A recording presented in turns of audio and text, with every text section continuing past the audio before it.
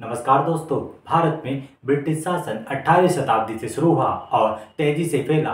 1772 में Warren Hastings के governor general बनने के बाद कलकत्ता को ईस्ट इंडिया कंपनी की राजधानी बनाया गया और 1911 तक ये भारत की राजधानी रही।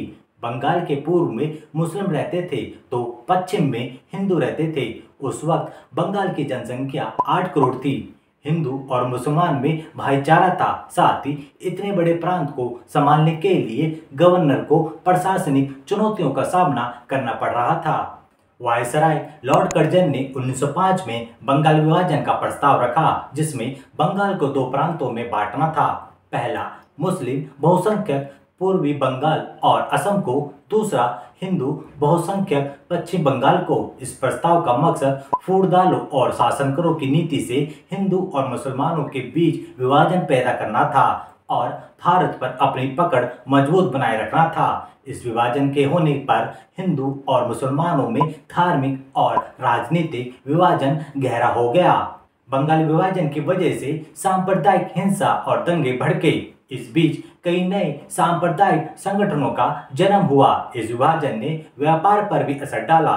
हिंदुओं को पूर्वी बंगाल में अपनी व्यापारिक हिस्सेदारी खोने का डर था। इससे उत्पादन और आर्थिक गतिविधियों में गिरावट आई। विभाजन की वजह से पश्चिमी बंगाल में हिंदुओं में राष्ट्रवाद का उदय हुआ।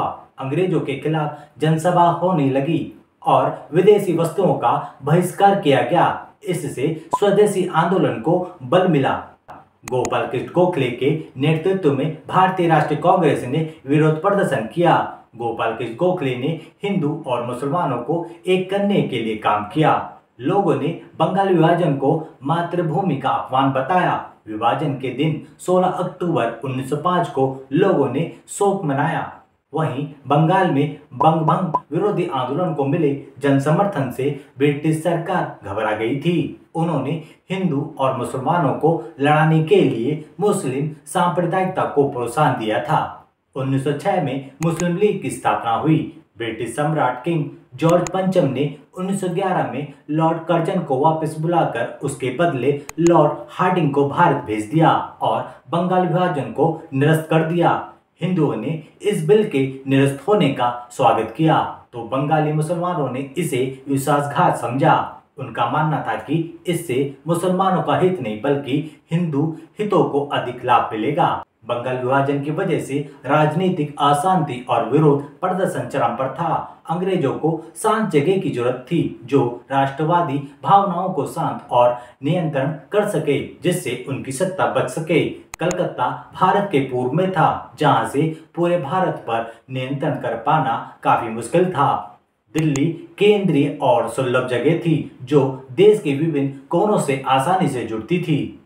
12 दिसंबर 1911 को ब्रिटिश सम्राट किंग जॉर्ज पंचम ने भारत की राजधानी नई दिल्ली की नींव रखी।